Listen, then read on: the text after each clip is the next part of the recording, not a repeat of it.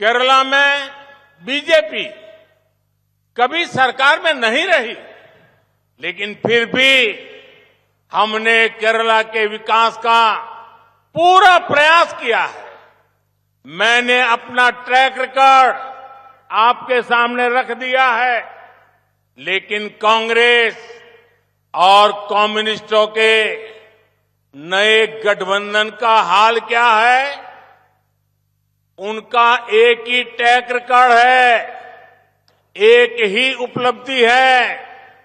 कैसे उन्होंने पूरे देश को दशकों तक एक ही परिवार के कब्जे में रखा। उनके लिए परिवार का हित देश के करोड़ों परिवारों से ऊपर रहा है। कांग्रेस का यही रंग अब कम्युनिस्टों पर भी छा चुका है। केरला में उनकी भी सरकार इसी मॉडल पे चल रही है, क्योंकि ये लोग केरला में तो एक दूसरे के दुश्मन है, लेकिन केरला के बाहर बाकी देश में ये एक दूसरे के बीएफएफ यानी बेस्ट फ्रेंड फॉर एवर है। आप देखिए केरला में ये लोग एक दूसरे पर हत्या का आरोप लगाते हैं, एक दूसरे के कार्यकर्ताओं का जीवन संकट में डालते हैं। कांग्रेस ने तो कम्युनिस्ट सीएम पर घोटालों के आरोप भी लगाए और उन्होंने फांसीवादी तक बता डाला। जवाब में कम्युनिस्ट सरकार ने कांग्रेस के लोगों पर लाठीचार्ज कराया। कम्युनिस्ट अब कांग्रेस की पिछली सरकारों को घोटालों का जिम्मेदार बता रहे हैं।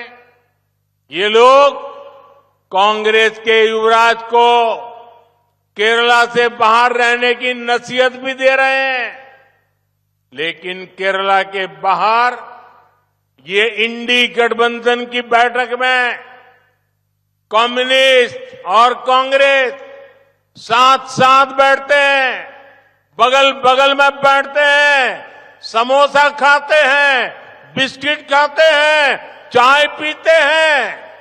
यानी तिरुवनंतपुरम में कुछ और भाषा, दिल्ली में कुछ और बोली।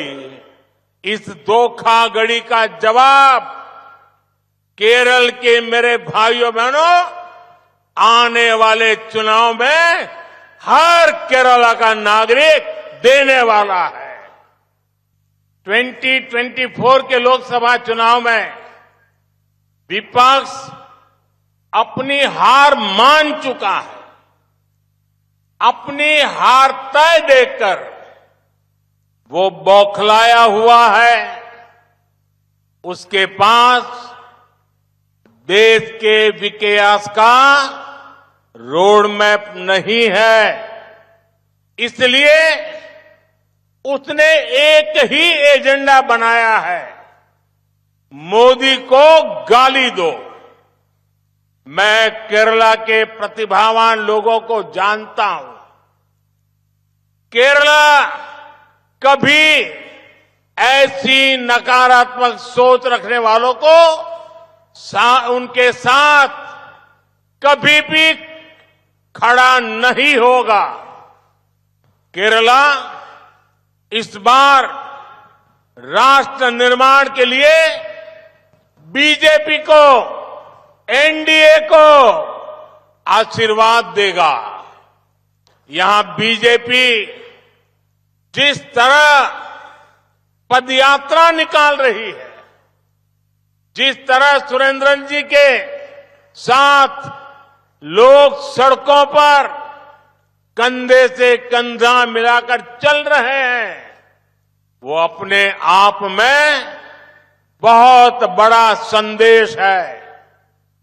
केरला का ये मिजाज ही भाजपा के लिए 370 सीटों के लक्ष्य को आसान बनाएगा। मैं आपको ये विश्वास दिलाने आया हूं कि आपकी आकांक्षाओं को, केरला के सपनों को साकार करने में मोदी कोई कमी नहीं छोड़ेगा और ये मोदी की गारंटी है।